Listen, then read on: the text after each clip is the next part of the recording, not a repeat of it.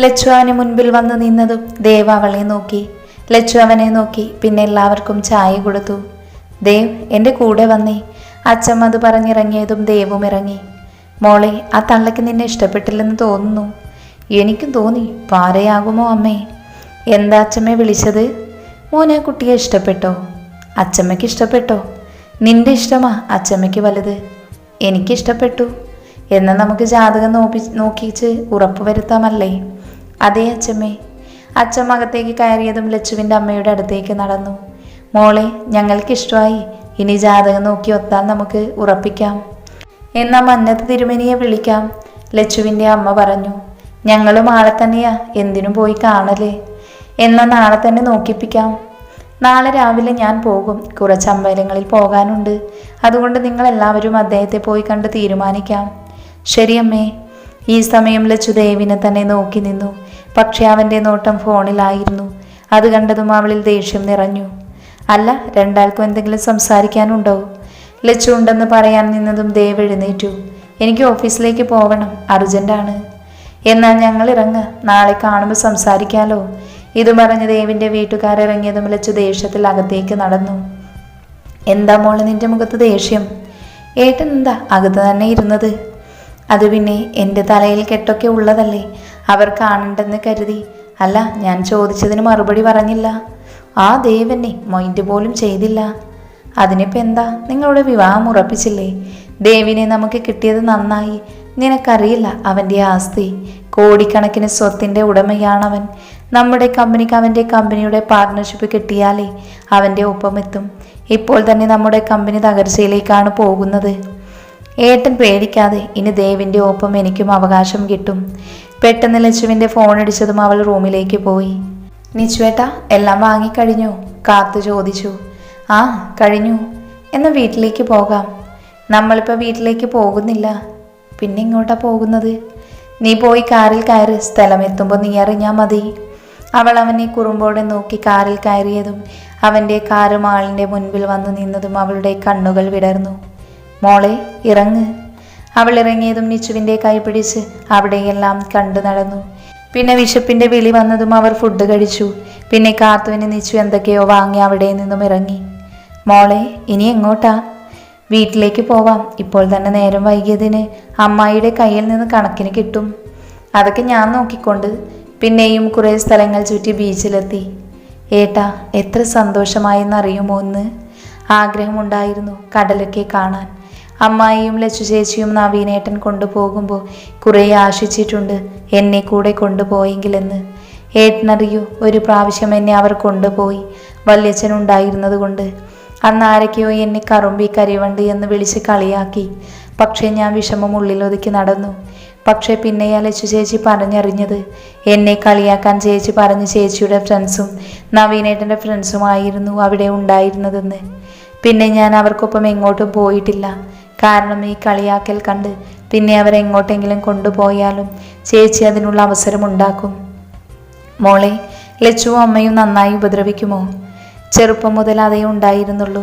ഏട്ടനറിയോ, 5 വയസ്സ് മുതൽ എനിക്ക് കഷ്ടകാലമായിരുന്നു. സ്കൂളിലേക്ക് പോകുമ്പോൾ ഫുഡ് പോലും തരില്ല അമ്മായി. ഉച്ചയ്ക്ക് പച്ചവെള്ളം കുടിച്ചാൽ വിശപ്പകറ്റുന്നത്. പിന്നെ വീട്ടിൽ വന്ന തലേ ദിവസത്തെ കഞ്ഞി തരും. അങ്ങനെയായിരുന്നു എൻ്റെ ഓരോ ദിവസവും. പിന്നെ 7ാം ക്ലാസ് തൊട്ട് എന്നെ പണിയെടുപ്പിച്ച് തുടങ്ങി വീട്ടിലെ. എന്നാൽ മാത്രമേ സ്കൂളിൽ വിടത്തുള്ളൂ. അതുകൊണ്ട് രാവിലെ തന്നെ എല്ലാം ചെയ്തു വെക്കും. എന്നിട്ട് സ്കൂൾ പോകുമ്പോൾ അല്ലെങ്കിൽ വിടില്ല. അതുകൂടാതെ ലച്ചു ചേച്ചിയുടെ ഉപദ്രവവും, ആ ഉപദ്രവം ഇപ്പോഴുമുണ്ട്. എങ്ങനെ പറ്റുന്നു മോളെ ആ വീട്ടിൽ ജീവിക്കാൻ? അല്ലാതെ വേറെ എങ്ങോട്ടാണ് എനിക്ക് പോകാൻ ഇടമില്ലല്ലോ. മോൾക്കെല്ലാം അച്ഛനോട് പറഞ്ഞൂടെ? പറഞ്ഞാൽ പിന്നെ എന്നെ ഏട്ടൻ്റെ അമ്മ കൊല്ലും. മോളുടെ കഷ്ടപ്പാട് ദൈവം കാണാതിരിക്കില്ല. എനിക്ക് മോളെ സഹായിക്കാൻ പറ്റിയിരുന്നെങ്കിൽ ഞാൻ നിന്നെ മാറ്റി താമസിപ്പിച്ചേനെ. മോൾക്കറിയുന്നതല്ലേ ഞാൻ 5 മാസമായിട്ടുള്ള ജോലിക്ക് കയറിയിട്ട്. അതൊക്കെ എനിക്കറിയുന്നതല്ലേ. അല്ല, ഏട്ടൻ എന്താ വലിയച്ഛൻ്റെ ബിസിനസ് നോക്കാത്തത്? നവീനുള്ളത് കൊണ്ട് അവൻ എന്തൊക്കെയോ കളികൾ കളിക്കുന്നുണ്ട് ആ ബിസിനസ് വെച്ച്. ഏട്ടന് എത്ര നാളുണ്ടാകും ഇനി? ഒരാഴ്ച. അത് കഴിഞ്ഞാൽ ഏട്ടനെപ്പോഴാണ് വരിക? ഒന്നും പറയാൻ പറ്റില്ല മോളെ. പിന്നെ ഞാൻ പോയാലും എന്താവശ്യമുണ്ടെങ്കിലും അറിയിക്കണം. അതിന് മടി കാണിക്കരുത്, മനസ്സിലായോ? ആയി ഏട്ടാ. എന്ന് നമുക്ക് വെള്ളത്തിലേക്ക് ഇറങ്ങിയാലോ? പിന്നെ അവർ കുറച്ചു നേരം വെള്ളത്തിൽ കളിച്ച് വീട്ടിലേക്ക് തിരിച്ചു. പിറ്റേന്ന് ലച്ചുവും അമ്മായിയും നവീനും വീട്ടിൽ നിന്നിറങ്ങിയതും നിച്ചു അവർ പോകുന്നത് സംശയത്തോടെ നോക്കി നിന്നു. പിന്നെ അവർ തിരുമേനിയുടെ അടുത്തെത്തിയതും ദേവും അവൻ്റെ അമ്മയും അച്ഛനും എത്തി. തിരുമേനി ജാതകങ്ങൾ നോക്കിയതും എല്ലാവരുടെയും മുഖത്ത് നോക്കി. എന്താ തിരുമേനി, ജാതകങ്ങൾ തമ്മിൽ ചേരില്ലേ? ഈ വിവാഹം നടക്കാൻ പാടില്ല. തിരുമേനി പറഞ്ഞതും ലച്ചു ദേഷ്യം കൊണ്ട് വിറച്ചു. കാലിൻ്റെ അടിയിൽ നിന്നെല്ലാം ഒരു നിമിഷം കൊണ്ട് ഒലിച്ചു പോകുന്നത് പോലെ അവൾക്ക് തോന്നി. തിരുമേനി എന്താ പറഞ്ഞത്? നടക്കാൻ പാടില്ലെന്നോ? അതെ, ഈ ജാതകങ്ങൾ തമ്മിൽ നടക്കാൻ പാടില്ല. നടന്നാൽ മരണം ഉറപ്പാ. ഈ ജാതകക്കാർക്ക് പിന്നെ ഇയാൾക്ക് ഈ പെൺകുട്ടിയുമായി വിവാഹം നടക്കണമെങ്കിൽ മകേരിയും നാളിലുള്ള പെൺകുട്ടിയെ കൊണ്ട് വിവാഹം കഴിപ്പിക്കണം. പക്ഷേ 6 മാസം അതിൽ കൂടുതൽ ആ പെൺകുട്ടി ജീവനോടെ ഉണ്ടാവില്ല. പിന്നെ ഇവർക്ക് വിവാഹം കഴിക്കണമെങ്കിൽ കഴിക്കാം, പക്ഷേ ഇയാളുടെ 2ാം വിവാഹം ആവുള്ളൂ. ഈ ഒരു പ്രതിവിധി ഞാൻ കാണുന്നുള്ളൂ. എന്ന് ശരി തിരുമേനി, ഞങ്ങളെന്നാൽ ഇറങ്ങട്ടെ? ശരി, ഞാൻ ഇറങ്ങുന്നു. നിങ്ങളിനി എന്താന്ന് വെച്ചാൽ തീരുമാനിക്ക്. ദേവൻ അത് പറഞ്ഞ് ഇറങ്ങിയതും ലച്ചു ദേഷ്യത്തിൽ ഇനി എന്ത് ചെയ്യുമെന്നറിയാതെ നിന്നു. അമ്മേ, ഇനി എന്ത് ചെയ്യും? മോള് പേടിക്കണ്ട, നമുക്ക് എന്തെങ്കിലും ചെയ്യാം. പക്ഷെ എന്ത് ചെയ്യും? ഇനി ഒരു വഴിയേ ഉള്ളൂ. ആ നാളിലുള്ള പെൺകുട്ടിയെ കണ്ടുപിടിച്ച് ദേവമോനെ കൊണ്ട് വിവാഹം കഴിപ്പിക്കുക. ഒരു 6 മാസത്തിൻ്റെ കാര്യമല്ലേ ഉള്ളൂ. അത് കഴിഞ്ഞ് എൻ്റെ മോള് ദേവിൻ്റെ ഭാര്യയായി വരും. മോളെ, നിനക്ക് എതിരഭിപ്രായമുണ്ടോ? ഇല്ല ആൻറ്റി, എനിക്ക് ദേവിനെ വേണം. അതുകൊണ്ട് ഞാൻ കാത്തിരിക്കാൻ തയ്യാറാണ്. പക്ഷേ ആ നാളിലുള്ള പെൺകുട്ടിയെ കണ്ടുപിടിക്കണ്ടേ? കൂടാതെ ആരും ഇങ്ങനെ ഒരു വിവാഹം നടത്തുന്ന അറിയാനും പാടില്ല. ലച്ചു, നീ ഇങ്ങോട്ട് വന്നേ. എന്താ അമ്മേ? നീ ഇങ്ങോട്ട് വാ, ഒരു കാര്യം പറയാനാ. ആൻറ്റി, ഞാനിപ്പോൾ വരാവേ. ശരി മോളെ. എന്താ അമ്മേ വിളിച്ചത്? മോളെ, ആ കറുമ്പിയുടെ നാള് മകേരിയുമല്ലേ? ആവോ, എനിക്കറിയില്ല. എന്നാൽ അതാ നാള്. അപ്പോൾ അവളെ ഈ കുരുക്കിലേക്ക് ഇറക്കിയാലോ? വേണ്ട, അവൾ ദേവിൻ്റെ ഭാര്യ ആവണ്ട. മോളെ, അതിന് ജീവിതകാലം മുഴുവൻ അവൾ അവൻ്റെ ഭാര്യ ആവില്ലല്ലോ. 6 മാസം വരെ. അത് കഴിഞ്ഞാൽ അവൾ മരിക്കും. പിന്നെ മോളിലെ ആ സ്ഥാനത്ത്. പിന്നെ അവൾ മരിക്കാനും നമ്മൾ ആഗ്രഹിക്കുന്നില്ലേ? അപ്പോൾ ഒരു വെടിക്ക് 2 പക്ഷി എന്ന പോലെയാവും കാര്യങ്ങൾ. ദേവിനെ അവൾ സ്നേഹിക്കില്ലല്ലോ അമ്മേ. എൻ്റെ മോളെ, നീ എന്ത് വിഡിത്തമായി പറയുന്നേ? അവളെ സുന്ദരനായ ദേവുമോൻ സ്നേഹിക്കുമെന്ന് നിനക്ക് തോന്നുന്നുണ്ടോ? അവളെ അവൻ അകറ്റി നിർത്തുകയുള്ളൂ.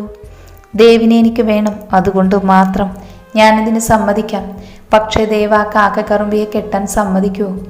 ആദ്യം ഇത് ആ തള്ളയോട് പറഞ്ഞു നോക്കാം. വാ അമ്മ. എന്താ അമ്മയും മോളും സംസാരിച്ചത്? ഞാനറിയാതെ. വേറൊന്നുമല്ല, ഒരു പെൺകുട്ടിയുണ്ട്. ഞങ്ങളുടെ ബന്ധു അനാഥയ.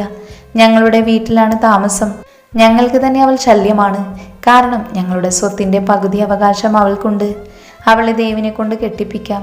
6 മാസം കഴിഞ്ഞ് അവൾ എന്ന ബാധ്യത ഞങ്ങൾക്ക് ഒഴിഞ്ഞു പോകും. ഞാൻ പറഞ്ഞതിന് നിങ്ങൾക്ക് താല്പര്യമുണ്ടോ?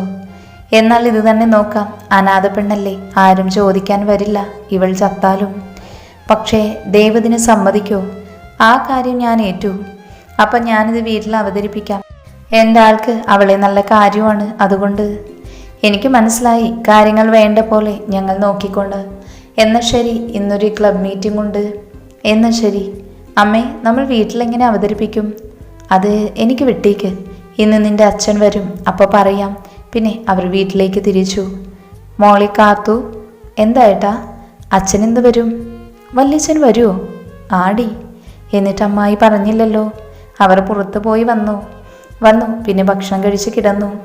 എന്നാൽ മോള് വാ, നമുക്ക് പുഴയരികിലേക്ക് പോകാം. ശരി ഏട്ടാ. മോളെ, ചൂണ്ട എവിടെ വെച്ചിരിക്കുന്നേ? കുളത്തിൻ്റെ അടുത്ത് മരത്തിൽ കെട്ടിവെച്ചിട്ടുണ്ട്. പിന്നെ അവർ പുഴയരികിലേക്ക് ചെന്ന് ചൂണ്ടയിട്ട് സംസാരിച്ചിരുന്നു. പിന്നെ സമയം സന്ധ്യയോടടുത്തതും അവർ അവിടെ നിന്ന് തിരിച്ചു. കാത്തു വേഗം കുളിച്ച് വിളക്ക് വെച്ച് രാത്രിക്കുള്ള റെഡിയാക്കാൻ നിന്നു. കൂട്ടിന് നിച്ചുവും. ദേവകി. ആ, ഏട്ടൻ വന്നോ? മക്കളൊക്കെ എവിടെ? അവർ റൂമിലാ. എന്ന് ഞാൻ ഫ്രഷായി വരാം. വേഗം വരണം, ഒരു കാര്യം പറയാനുണ്ടായിരുന്നു. എന്താ ദേവകി? വന്നിട്ട് പറയാം. ശരി എന്നാ. കാത്തു. എന്താ അമ്മായി? വേഗം എല്ലാം എടുത്തു വെക്ക്. ശരി അമ്മായി. പിന്നെ കാത്തു എല്ലാം എടുത്തു വച്ചതും എല്ലാവരും കഴിക്കാനിരുന്നു. കാത്തു, നീ വിളമ്പാൻ നിൽക്കാതെ ഇരിക്കാൻ നോക്ക്, ഞാൻ വിളമ്പി കൊടുത്തോളാം. അമ്മായി പറഞ്ഞു കേട്ടതും നിച്ചുവും കാത്തുവും ഞെട്ടി അവരെ നോക്കി. പിന്നെ എല്ലാവരും കഴിച്ചു കഴിഞ്ഞതും കാത്തു അടുക്കളയിലേക്ക് പോയി. അല്ല ദേവകി, നവീൻ എവിടെ? ഫ്രണ്ടിൻ്റെ വീട്ടിലേക്ക് പോയതാ. പിന്നെ അവിടെ നിന്ന് ഓഫീസിലേക്ക് പോകുമെന്നാ പറഞ്ഞത്. അല്ല, എന്താ നിനക്ക് പറയാനുണ്ടെന്ന് പറഞ്ഞത്? അത് ദേവരാഗത്തിൽ നിന്നൊരാലോചന വന്നിട്ടുണ്ട്. ദേവരാഗത്തിൽ നിന്നോ? അതേട്ടാ. പിന്നെ അവർ വന്നിരുന്നു. അപ്പോൾ ലച്ചുമോളെ കണ്ടോ? ലച്ചുമോൾക്കല്ല ആലോചന, കാത്തുമോൾക്കാ. മൂത്തത് ലച്ചു അല്ലേ? അതെ, പക്ഷേ ജാതകം നോക്കിയപ്പോൾ കാത്തുവിൻ്റെയാണ് ചേർച്ച. അവർ മോളെ കണ്ടോ? ഫോട്ടോ കണ്ടു, അവർക്ക് ഇഷ്ടമായി എന്നാ പറയുന്നേ. അവർ നമ്മളോട് ആലോചിച്ച് പറയാൻ പറഞ്ഞു. കാത്തുമോളോട് ചോദിക്കണ്ടേ? അവൾക്ക് നമ്മൾ കാണിച്ചു കൊടുക്കുന്നത് സമ്മതമായിരിക്കും. നല്ല ആലോചനയാണ്. ദേവരാഗക്കാർക്ക് ധാരാളം സ്വത്തുണ്ട്. എൻ്റെ കാത്തുമോള് രക്ഷപ്പെടും എന്ന് അവരോട് വിളിച്ചു പറഞ്ഞാലോ? വിളിച്ചു പറയാം. എൻ്റെ കുട്ടി രക്ഷപ്പെടുന്നതിൽ എനിക്ക് സന്തോഷമേ ഉള്ളൂ. അയാളത് പറഞ്ഞെഴുന്നേറ്റതും അവർ ഗൂഢമായി ചിരിച്ചു. ഫോൺ ഡയൽ ചെയ്തു. ഈ സമയം ദേവ് റൂമിലെല്ലാം വലിച്ചു വാരിയിട്ടു. അവൻ്റെ ദേഷ്യം കണ്ട് സഞ്ജയ് പേടിച്ചു വിറച്ചു പോയിരുന്നു. ദേവ്, സഞ്ജയ് നീ പോ. ഡാ, ഞാനൊന്ന് പറയട്ടെ. നിന്നോട് ഇറങ്ങിപ്പോവാനാ പറഞ്ഞത്. സഞ്ജയ് അവനെ നോക്കി ഇറങ്ങിപ്പോയതും അവൻ ബെഡിലിരുന്നു. പിന്നെ എന്തൊക്കെയോ മനസ്സിൽ കണക്ക് കൂട്ടി ഉറക്കത്തിലേക്ക് വീണു. ഏട്ടാ, അവർ വിളിച്ചു പറഞ്ഞു നമുക്ക് താല്പര്യമുള്ളത്. പറഞ്ഞു നാളെ ഇങ്ങോട്ട് വരാമെന്ന് പറഞ്ഞിരിക്കുന്നത്. പക്ഷെ ചെക്കൻ വരില്ല, അവൻ ലണ്ടനിലേക്ക് പോവാണെന്ന്. അതിനെന്താ, മോളെ ഫോട്ടോയിലൂടെ ചെക്കൻ കണ്ടിട്ടില്ലേ? കാത്തുമോളോട് പറയണ്ടേ? വാ, നമുക്ക് രണ്ടുപേർക്കും പോയി സംസാരിക്കാം. മോളെ കാത്തു, വലിയച്ഛ കയറി വാ. ആ, നിച്ചു ഇവിടെ ഉണ്ടായിരുന്നു. ഞങ്ങൾ സംസാരിച്ചിരിക്കുമായിരുന്നു അച്ഛാ. ഞാനൊരു കാര്യം പറയാൻ വന്നതാ. എന്താ അച്ഛാ? കാത്തുമോൾക്കൊരാലോചന വന്നിട്ടുണ്ട്. നല്ല കൂട്ടരാ. പക്ഷേ ഇവളേക്കാൾ മൂത്തത് ലച്ചു അല്ലേ? ലച്ചുവിനെ നോക്കിയപ്പോൾ ജാതകങ്ങൾ ചേരുന്നില്ല. അതുകൊണ്ട് കാത്തുമോളുടെ നോക്കിയത്. പിന്നെ അവർ മോളെ കണ്ടപ്പോൾ ഇഷ്ടപ്പെട്ടു. അച്ഛാ, എവിടുന്ന ആലോചന? ദേവരാഗത്തിൽ നിന്നാ. എന്ന് വെച്ചാ ദേവ ഗ്രൂപ്പ്സിൻ്റെയോ? അതെ, നാളെ അവർ വരാമെന്ന് പറഞ്ഞിരിക്കുന്നത്. വലിയച്ഛ, എനിക്കിപ്പോൾ വിവാഹത്തിന് താല്പര്യമില്ല. മോളെ, നിന്നെ നല്ലൊരാളുടെ കയ്യിൽ ഏൽപ്പിക്കേണ്ടത് ഞങ്ങളുടെ കടമയാണ്. പിന്നെ അതുമല്ല, നിന്റെ ജാതകം നോക്കിയപ്പോൾ 19 ആവുന്നതിന് മുൻപ് വിവാഹം നടക്കണമെന്ന്. മോൾ ആലോചിക്ക്. ഇതും പറഞ്ഞ അമ്മായിയും വല്യാച്ചയും ഇറങ്ങിയതും കാത്തു നിച്ചുവിനെ നോക്കി. നിച്ചുവേട്ടാ, ഞാൻ നിന്ന് കൊടുക്കണോ ഈ വിവാഹത്തിന്? എന്തോ എനിക്ക് ഉൾക്കൊള്ളാൻ കഴിയുന്നില്ല മോളെ. ദേവജിത്തിനെ കുറിച്ച് കുറെ കേട്ടിട്ടുണ്ട്. ഈ വർഷത്തെ ബിസിനസ്മാൻ അവാർഡ് അയാൾക്കായിരുന്നു. പക്ഷേ നിന്നെ അവർ ചോദിച്ചത് കൊണ്ട് ചെറിയൊരു സംശയം. ഇത് നല്ലതിനാവോ എന്ന്. മോൾ അവനെ കണ്ടിട്ടുണ്ടോ? ഇല്ലേട്ടാ. ഇതാ ഫോട്ടോ. ഇയാളോ? ഇയാൾക്ക് എങ്ങനെ എന്നെ ഇഷ്ടമായി? ഞാൻ അമാവാസിയും അയാൾ പൗർണമിയുമാണല്ലോ ഏട്ടാ. അറിയില്ല ഇത് നല്ലതിനാവോ എന്ന്. പക്ഷെ എല്ലാം അന്വേഷിച്ച് നിന്നെ ഞങ്ങൾ പറഞ്ഞയക്കൂ. ദേവിനോട് സംസാരിക്കണമെല്ലാം. മോളിപ്പോൾ ഉറങ്ങിക്കോ. Good night. ഗുഡ് നൈറ്റ് ഏട്ടാ. പിറ്റേന്ന്. ദേവാ, എന്താ? ഞങ്ങളിന്ന് ആ കുട്ടിയെ കാണാൻ ചെല്ലും. ആ അനാഥയും മാത്രമേ എനിക്ക് കിട്ടിയുള്ളൂ. അഡ്ജസ്റ്റ് വിവാഹമല്ലേ, ഇത്രയൊക്കെ മതി. ലച്ചു, അവളെ എനിക്ക് വേണം. അതുകൊണ്ട് എന്ത് വേണമെങ്കിലും തീരുമാനിച്ചോ. അവൻ നമ്മുടെ കയ്യിൽ തന്നെ വന്ന് ചേർന്നു അല്ലേ ഏട്ടാ? എനിക്ക് പേടിയുണ്ടായിരുന്നു അവൻ ആ കാവ്യയുടെ പുറകെ പോകുമെന്ന്. ഇനി വേഗം വിവാഹം നടത്തണം. എന്നാലേ ലച്ചുമോൾക്ക് ഇങ്ങോട്ട് വരാൻ പറ്റുകയുള്ളൂ. നമുക്കെന്നാ ഇറങ്ങിയാലോ? ശരി ഏട്ടാ. എന്താ ദേവി? അവർ വിളിച്ചിരുന്നു, ഇപ്പോൾ എത്തു എന്നാ പറഞ്ഞേ. കാത്തുമോൾ റെഡിയായോ? ആയി. കാറിൻ്റെ സൗണ്ട്. അവർ വന്നെന്ന് തോന്നുന്നു. എന്നാ നീ മോളെ വിളിച്ചു വാ. ഏട്ടാ, എനിക്ക് പേടിയാവുന്നു. അതിന് ചെക്കൻ വന്നില്ലല്ലോ. എന്നാലും ഏട്ടാ, ജസ്റ്റ് പെണ്ണ് കാണലല്ലേ. പിന്നെ ഞാൻ നന്നായി അന്വേഷിച്ച് ഈ വിവാഹം നടത്തൂ. ഇങ്ങോട്ട് വാ. അവരെത്തി. കാത്തു അവരുടെ മുൻപിലേക്ക് പോയതും അവർ പുറമേ സന്തോഷം അഭിനയിച്ച് അവർക്ക് മുമ്പിൽ നിന്നു. അല്ല, മോൻ വരുമോ കാണാൻ? അവൻ മുൻപ് അമ്പലത്തിൽ വെച്ച് മോളെ കണ്ടിട്ടുണ്ട്. പിന്നെ ഇപ്പോൾ പുറത്താണ്. പിന്നെ ഒരു കാര്യം, വിവാഹം വേഗം നടത്തണം. പറ്റിയെങ്കിൽ ഈ സൺഡേ തന്നെ. നിങ്ങൾ എന്തൊക്കെയായി പറയുന്നത്? 4 ദിവസത്തിനുള്ളിലോ? അതെ, ഇവരുടെ ജാതകം നോക്കിയ തിരുമേനിയായി ഇങ്ങനെ ഒരു കാര്യം പറഞ്ഞത്. നിങ്ങൾക്കും തിരുമേനി അറിയുന്നതല്ലേ. വിവാഹം 2 വീട്ടുകാർ മാത്രമായി നടത്താൻ നോക്കണമെന്ന് പറഞ്ഞിട്ടുണ്ട്. അല്ലെങ്കിൽ 2 പേർക്കും മരണം സംഭവിക്കുമെന്നാണ് പറഞ്ഞത്. പക്ഷെ പെട്ടെന്ന് എങ്ങനെ? നമ്മൾ 2 വീട്ടുകാരും മതി. ഞങ്ങൾ തീരുമാനം അറിയിക്കാം ഇന്ന് തന്നെ. ശരിയെന്നാ, ഞങ്ങൾ ഇറങ്ങുക. കാത്തുമോളെ പോട്ടെ. അവരിറങ്ങിയതും നിച്ചു ദേഷ്യത്തിൽ അച്ഛൻ്റെ മുൻപിൽ വന്നു നിന്നു. അച്ഛ, ഈ വിവാഹം വേണ്ട. നീ എന്താ പറയുന്നത് നിച്ചു? എന്തോ എനിക്കിത് നല്ലതായി തോന്നുന്നില്ല. നല്ലവരാ മോനെ. അവരുടെ പെരുമാറ്റം തന്നെ കണ്ടില്ലേ നമ്മുടെ മോളോട്. പക്ഷേ നീ ഒന്നും പറയണ്ട. ഞാൻ ഉറപ്പിക്കാൻ പോകുക. എൻ്റെ മോളിൽ സന്തോഷത്തോടെ ജീവിക്കുന്നത് എനിക്ക് കാണണം. അയാൾ അത് പറഞ്ഞു പോയതും കാത്തു നിച്ചുവിനെ നോക്കി. മോളെ, നിനക്ക് സമ്മതമാണോ ഈ വിവാഹത്തിന്? എനിക്കിപ്പോൾ വിവാഹം വേണ്ടേട്ടാ. പക്ഷേ അച്ഛൻ ഉറപ്പിക്കുമെന്ന മട്ടിലാണ്. എന്നോട് അഭിപ്രായം ചോദിച്ചില്ലല്ലോ. ഞാൻ അവനെക്കുറിച്ച് അന്വേഷിക്കട്ടെ, മോൾ വിഷമിക്കാതിരിക്ക്. കാത്തുമോളെ. എന്താ വല്യച്ഛ? ഞാൻ അവരോട് വിളിച്ചു പറഞ്ഞു നമുക്ക് സമ്മതമാണെന്നുള്ളത്. അതുകൊണ്ട് നാളെ അവർ ഡ്രസ്സ് എടുക്കാൻ നിന്നെ വിളിക്കാൻ വരും. വിവാഹത്തിന് ഇനി 3 ദിവസമല്ലേ ഉള്ളൂ. വല്യച്ഛ, എനിക്ക് സമ്മതമില്ലെന്ന് മാത്രം പറയരുത്. ഞാൻ അവർക്ക് വാക്ക് കൊടുത്തു പോയി. ഇനി വാക്ക് തെറ്റിച്ചാൽ വല്യച്ഛൻ അവർക്ക് മുൻപിൽ നാണം കിടും. ഞാൻ മോളുടെ കാലു പിടിക്കാം. വല്യച്ഛൻ എന്താ ചെയ്യുന്നത്? എനിക്ക് സമ്മതമാണ്. എൻ്റെ വല്യച്ഛനെ ആർക്കു മുൻപിലും ഞാൻ നാണം കെടുത്താൻ നോക്കില്ല. പിന്നെ അവരുടെ കൂടെ ഞാൻ പോകുന്നില്ല. നാളെ അവരോട് ഇഷ്ടമുള്ളത് എടുത്തോ എന്ന് പറഞ്ഞു. കാത്തു, അമ്മായി വിളിക്കുന്നുണ്ട്, ഞാൻ പോട്ടെ. ശരി മോളെ. അവർ റൂമിൽ നിന്നും പോയതും അയാൾ പുച്ഛിച്ച് ചിരിച്ചു. പിന്നെ അടുത്തിരിക്കുന്ന ഗ്ലാസ്സിലെ മദ്യം വായിലേക്ക് ഒഴിച്ചു.